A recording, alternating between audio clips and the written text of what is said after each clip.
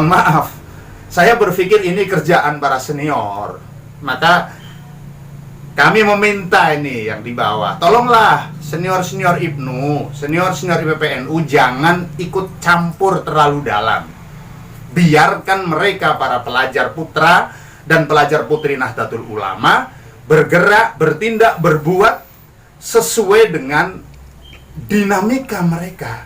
Apalagi ada isu di Kongres IPNU maupun IPPNU ini, banyak berseliweran amplop-amplop, tawaran-tawaran kepada utusan-utusan cabang untuk memilih calon tertentu.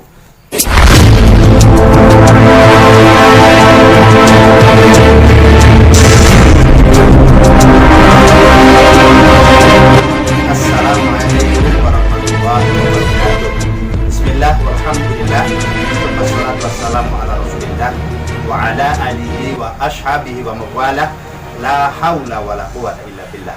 Saudara sekalian, mudah-mudahan kita semua senantiasa dalam lindungan Tuhan Yang Maha Esa.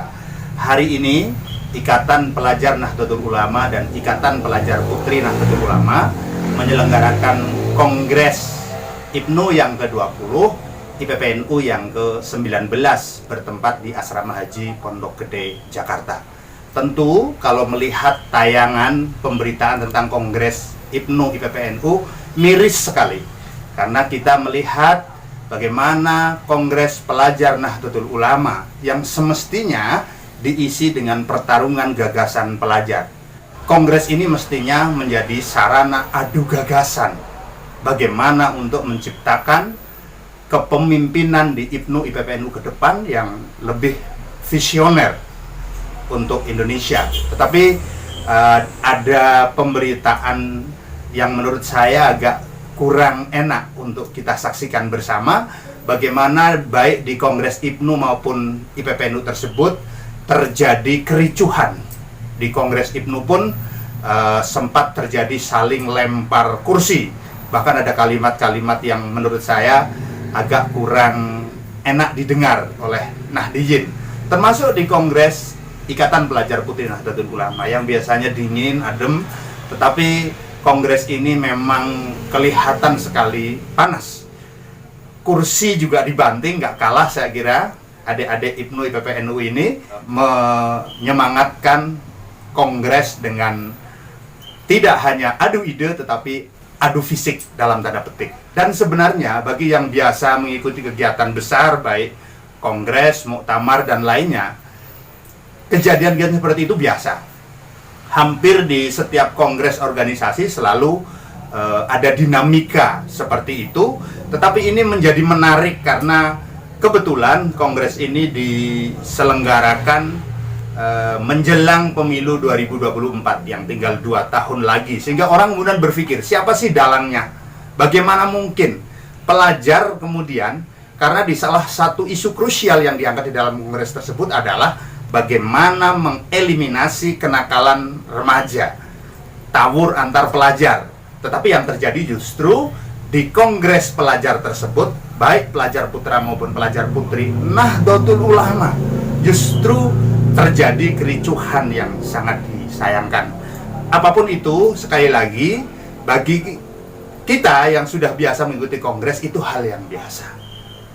Beberapa kali mengikuti muktamar selalu ada kejadian-kejadian seperti itu. Namun saat ini memang kelihatannya ini sorotan terhadap IPNU IPPNU menjadi sangat tajam, karena dianggap tidak layak kalau pelajar maupun pelajar putri Nahdlatul Ulama kemudian terlibat kerucuhan seperti yang diberitakan tersebut, seperti apa yang ada di dalam video yang beredar luas melalui media sosial. Tentu kita sangat memahami apa sih sebenarnya permasalahan yang terjadi, karena mereka yang jauh-jauh dari seluruh Indonesia datang ke Jakarta, meluangkan waktu, biaya, tenaga, dan lain-lain. Sedikit saja ada pemicu, kemudian sangat mudah untuk meledak. Dan isu yang kemarin muncul adalah bagaimana peserta kongres menganggap panitia ini tidak netral. Panitia dipandang mendukung salah satu calon ketua umum IPNU maupun IPPNU. Tetapi saya melihat di balik ini ada apa? Karena biasanya kongres-kongres, kegiatan-kegiatan muktamar ini selalu terjadi keributan manakala peserta melihat ada proses yang unfairness, proses yang tidak fair di tingkat kepanitiaan untuk kepentingan menggolkan calon tertentu. Dan mohon maaf, saya berpikir ini kerjaan para senior. Maka kami meminta ini yang di bawah, tolonglah senior-senior IPNU, senior-senior IPPNU jangan ikut campur terlalu dalam. Biarkan mereka, para pelajar putra dan pelajar putri Nahdlatul Ulama, bergerak, bertindak, berbuat sesuai dengan dinamika mereka. Jangan diarahkan. Apalagi ada isu di Kongres IPNU maupun IPPNU ini, banyak berseliweran amplop-amplop, tawaran-tawaran kepada utusan-utusan cabang untuk memilih calon tertentu. Nah, ini tentu menjadi rawan. Mohon maaf, biasanya, ini baik di NU maupun di Banomnya, biasanya kalau ini terjadi, ada indikasi para alumni, para senior, orang-orang yang berkepentingan terhadap organisasi tersebut, yang mereka sebagian besar di jalur politik, ingin memaksakan calonnya untuk menang. Sehingga apa? Apapun cara dilakukan. Dan ini yang kami lihat di bawah. Para senior IPNU, IPPNU banyak yang bertarung kepentingan. Yang satu di partai A menginginkan calonnya jadi, yang satu di partai B menginginkan calonnya jadi, dan lain-lainnya. Sehingga kemudian peserta yang dikorbankan. Dan mereka yang tidak bisa melakukan mobilisasi, dalam tanda petik, mobilisasi dukungan menggunakan kekuatan jaringan politik, kekuatan keuangan misalnya, biasanya ya hanya satu cara yang dilakukan, protes dengan kekerasan, dengan cara-cara yang dianggap radikal. Nah, ini yang saya kira pembelajaran bagi kita. Ini saatnya adik-adik IPNU dan IPPNU untuk mandiri. Saatnya adik-adik IPNU dan IPPNU untuk tidak tergantung pada patronnya. Walaupun itu sulit, saya yakin bisa. Karena selama ini, di antara kongres-kongres Badan Otonom Nahdlatul Ulama, yang paling adem itu biasanya IPNU dan IPPNU. Kalau PMI, ya biasa, mereka memang mahasiswa kerjaannya demo.